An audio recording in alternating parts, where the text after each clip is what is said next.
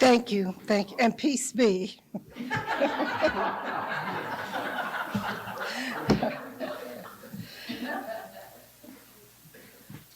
Back in the spring, Molly emailed me. I have been doing the speakers for the past year and a half. And Molly emailed and said, Wava, we have got to have this fella called Jeshua Pacifici to come speak with us. She says, I did a COA class, and he was just wonderful, she said. So through trial and error, we finally connected with him, and he has graciously agreed to speak with us this Sunday.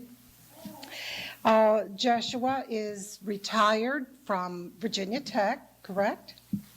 And he has been meditating since college. In 1971 is when he began, and he continues to this day. For the past 40 years, he has practiced and studied meditation. He has made 3 trips to India to study under his spiritual master.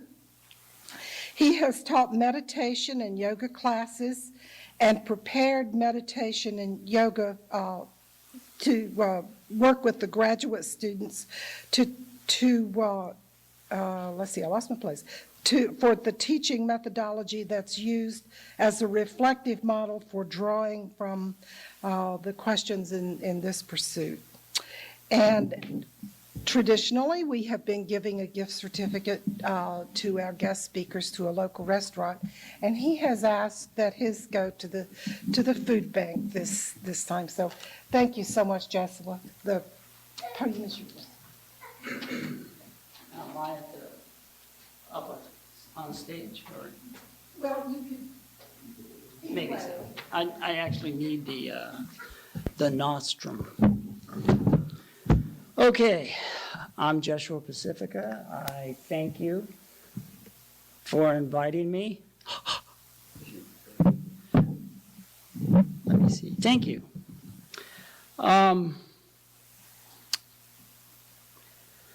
You know, I don't like to prepare too much. I don't know exactly why, because somehow you lose spontaneity, you lose like the ambiance of that duet we just had. If I were to come in and just talk. The one thing I will ask you, if you would bear with me, I have a cold. I'm hearing about all this bronchitis. I was talking to Mike earlier. You know, when you're a yogi and you're vegetarian and you're supposed to be really, really healthy, it's humbling to have a cold for 3 weeks, which is what I have had, thanks to those wondrous incubators called preschool or daycare. My grandson had shared it with my wife, who in turn shared it with me. I am not contagious. But I want to start, as I was approaching this morning, I don't like to hold one of these. If you can't hear me, do just raise your hand and I'll try and speak. Oh yeah, turn it on. Yeah. Well, it says talk. How about now? Okay. As I walked up, and this is my first time here. It's really nice. I'm looking at the eclectic art and just so far the whole service has been very organic. I like that. But Sean was getting out of his car when I drove up, and you know, Sean, I can tell you all know Sean. He had something to say about Adelman, about the election. And so I thought I would start out with this one thing that came out of the election that my jaw dropped. It was so beautiful and so poignant. And it's a quotation from a gentleman named David Brooks. David Brooks writes for the New York Times. He's a kind of a Republican. They might call him a moderate Republican, which if there's such a thing. And just, again, the poignancy of this might also allow us to reflect on those who feel they lost. They lost something. And here's his quote. I sometimes wonder if the Republican Party has become the receding roar of white male America as it pines for a way of life that will never return. Wow. If you can catch that despair.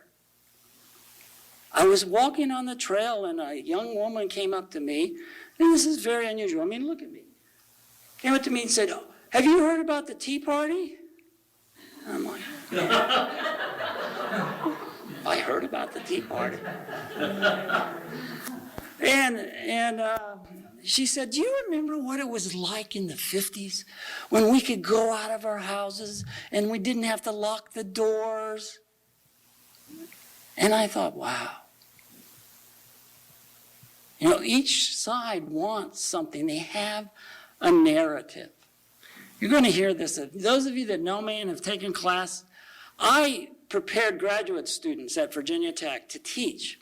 And one of the things I think a teacher does is that they disrupt narratives. Not in a mean way, in a pregnant way, a way that I think points to possibility, to perhaps a more expanded view. And disrupting narratives is very, very important. Our religions, have you ever thought about it? Our religions are nothing but narratives, totally made up, imagined, and sustained, not by the enlightened individual who the religion stands for, but by the terribly unenlightened followers. They create these things, virgin births, all of these things they talk about. They miss who it is that they are inspired by. They miss the fact that Jesus was inclusive. Nothing was outside of him. Absolutely nothing. Even in his last moment of life, he turned to the people, criminals, on the cross and included them.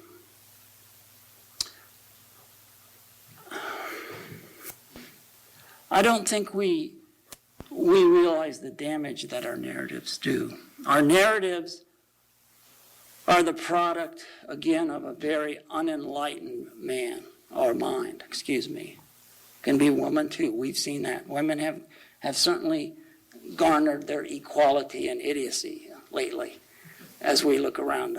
I'm very glad to see women making a bigger proportion of our leadership, for sure, because I think it's balance between the testosterone-fueled males and maybe, it's hard to think of women as estrogen-fueled, but I think the balance is what we need. I think that's a very healthy thing. But this idea of a narrative that we create and sustain, what happens to a narrative is we fail to examine it. We just take it. Oh yeah, that's it. And the wrong person is speaking. Now, let me read a quote. I'm going to start first. I started with this quote about the Republican Party because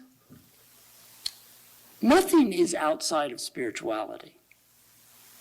There's a great quote I love, a Sufi quote that goes like this. See God in everything, but tether your camel first.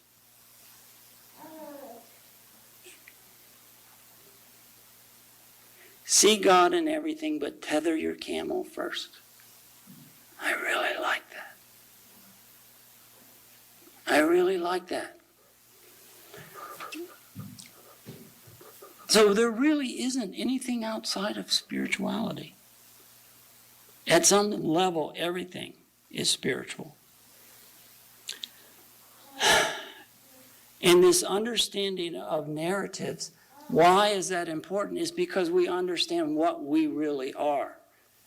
I want to read a quote, and I have two books up here. those of you know me, I carry this book around a lot. This is Walden by Henry David Thoreau. Henry David Thoreau, I have tremendous respect for. An enlightened mind, grossly misunderstood, but nonetheless. Let me read a quote from him. Very short. Not till we are lost, in other words, not till we have lost the world, do we begin to find ourselves and realize where we are and the infinite extent of our relations. Not till we have lost ourselves. Now, who else talks like this? Where have you heard that?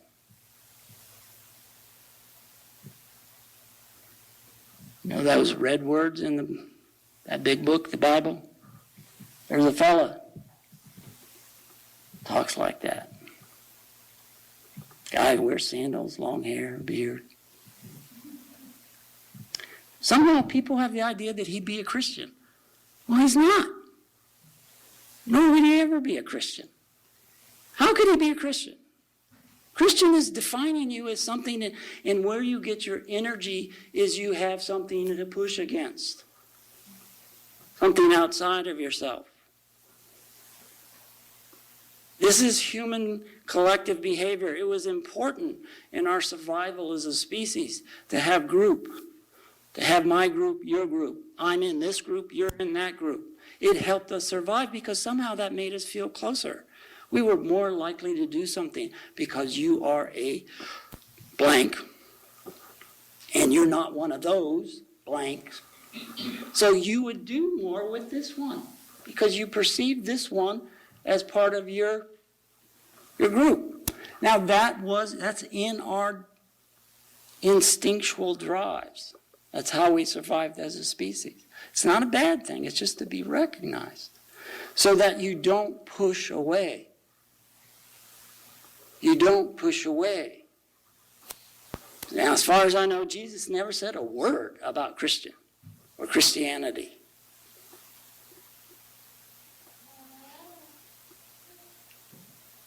And then they change one little word. He says, I am the Son of Man. Well, now his followers couldn't have that. What the heck is that? Well, in Judaic terms, that's the servant. The Son serves the Father. Jesus is saying, I'm the servant of humanity. But that's not enough for the followers.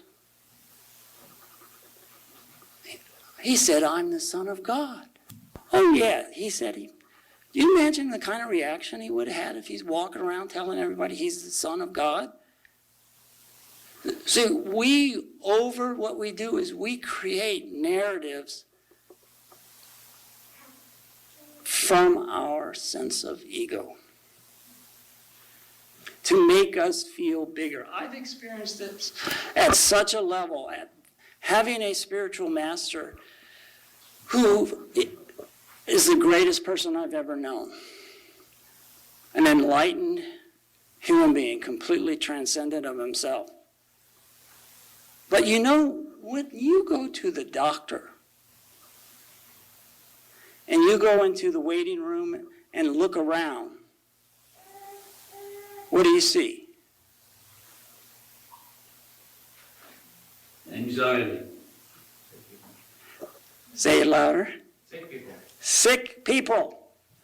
When you go to a guru and you look around, what do you see? Imbalanced, needy folks. But unfortunately, these are the people that write the narrative. These are the people that define what the religion becomes. These imbalanced, needy human beings. And we all are. I'm not perfect. I think that's pretty obvious, but you don't know me well enough. I'm clearly not perfect. I'm married, and she could attest to it. every day. But at the same time, what I see is that the ego asserts itself, wanting whoever I follow. And I see this just over and over again. Whatever I believe in is the best. It has to be the best. So my guy is the Son of God. Or my guru is the Maha Sadguru. Why not just be an ordinary guru? Oh, no ordinary guru. My God. I can't be following no ordinary teacher. So, and then they don't realize when I have a friend like this. He's always telling me our spiritual master is the greatest. And I'm like saying, I want to go, how the heck do you know? How do you know? Do you know anybody else? Do you even know our spiritual master, who he saw 3 times? No. And I'm saying, why do you have a need for him to be the best? He says, oh, come on, Jeshua, you know he is. And I'm like, no, I don't. I really don't. How would I know? 2 things I've learned in my life, and maybe they're wrong, but the first thing is, I don't know. I'm comfortable with that. Second thing is, neither do you.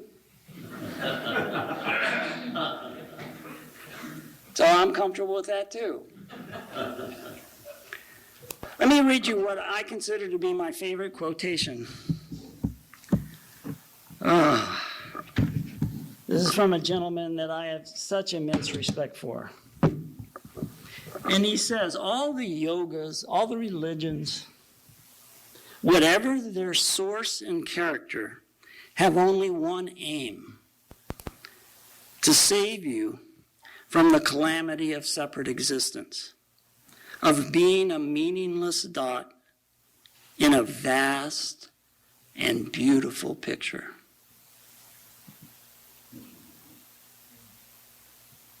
Let me repeat it. All the religions, all the yogas, whatever their source and character, have only one aim: to save you from the calamity of separate existence, of being a meaningless dot in a vast and beautiful picture.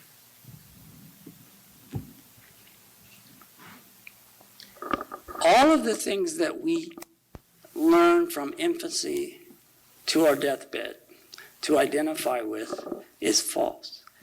It's not false in the sense that it's not unreal. I'm Jeshua. Jeshua is a pretty good speaker, a teacher, whatever he is. Jeshua has this look, people are, he looks like somebody. I'll go down to Asheville and I'll go, hey, how you doing? It's Asheville. He fits right in. See? But that person that I identify with is not who I am. It's as if I'm in a drama. And someone said, okay, you're going to be Jeshua. And this is who he is. He's got gray hair, he's got this and this, he does this and that, blah, blah, blah, blah, blah, blah, blah. Okay, that's who I am. But he is going to what? Die. Thank you. He's going to end. We all know that. That's a known. There's nobody in here really hoping, I'm going to live forever, I'm going to live forever, I'm going to live forever. We know that that's futile. We don't get to live forever. In this that dies, what is it? Is that who I am? Now, the whole act and the process. See, in the East, they don't have a word for meditation. We have a word we call meditate. They don't. They have 2 words. One is called sadhana. Sadhana. Sadhana is the effort to complete. So when you meditate, you're making an effort to complete yourself. And this completion involves the awareness of what you really are.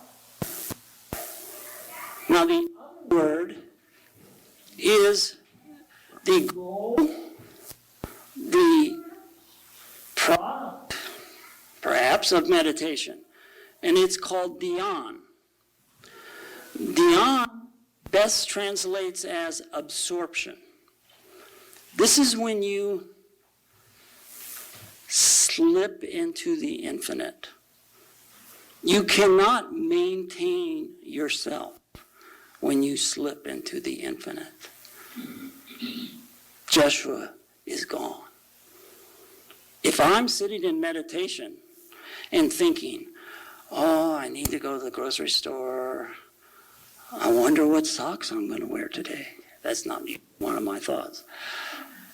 But anything that's not meditation, that's the effort to get beyond that level of myself that's concerned with, in a sense, promoting myself.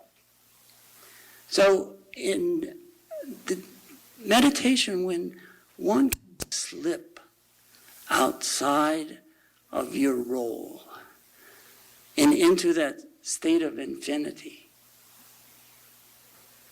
there's no speaking about it because it's beyond. There's a great shloka in the Yoga Sutras. Tasya stitihi masikeshu. It is beyond the orbit of the mind. The notion of God, the notion of the infinite is unattainable by the human mind. It's beyond the orbit of the mind. This is why we end up with the religious narratives, because they're taking the mind to create something that ultimately is false. Heaven and hell, all these things.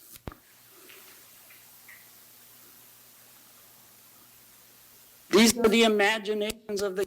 You ever read the Ten Commandments? My God, what kind of God is this? Me or nobody else.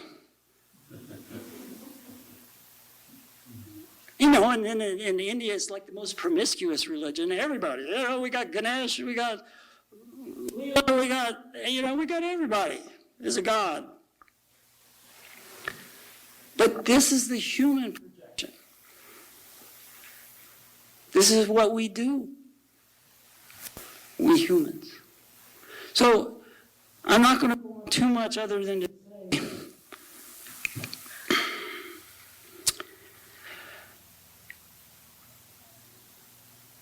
you know, I mentioned, I was with my cold, I came up with that. Do we have a remedy? It's actually a song from the Black Crowes, but getting into that state where you become reflective, you begin to deconstruct a lot of the narratives that you encounter with an open mind. And you do, by looking at both sides. Like I know most of you in here that are probably happy the election turned out like it did, but you also realize the pain that those people, especially in our area here, where half the signs were Romney, Ryan, more than half the signs, like 80% of the signs. So they're probably unhappy, I would suspect. And you know that, you get that they're unhappy. They had a narrative going, you know, from our side. I'll call it our side. See how we do this? It's our side. We think they're insane. Here's a guy, a billionaire that prances around the country and says, I'm this, and it's all going to be okay because I'm, you know? And we're like, oh, did you look at what he did when he was in Massachusetts? Did you? Yeah, jobs went down. So that kind of thing, we think they're crazy, but we also know what? They're us. They're not outside of us. I sometimes wish it, but, you know, sometimes I think, I wish the Civil War, they would have just taken the whole damn South and created a new country. It'd be like Somalia. Everybody have a gun, no government, and, you know, drive around in cars and shoot at each other. But I understand that's a part of us. That's part of who we are. They have a narrative that they believe that is right. They think what they believe is right. We think what we believe is right. The point is that we're really all dancing on the head of a pin. We have this fantasy, and we're not getting underneath the surface. Now that's what reflection and meditation is for. And I don't have much time, so I'm trying to bring this closure here. It's that looking beneath the surface. When you said, I've taught meditation to thousands of people, and I bet not dozens are still meditating. And I don't think I'm a bad teacher. It's not easy. And when you sit and your mind is going round and round and round, and you're thinking about everything about yourself, that's natural. You have to wait. There's a line in Psalms, the most powerful line, the fundament of all meditation. Be still and know I am God. Be still and know I am God. This is what meditation is. Making the effort to look at the mask that you're wearing in the drama and saying and recognizing, I am not that. I'm more. I'm much more. I don't end at death. I didn't begin at birth. I'm infinite.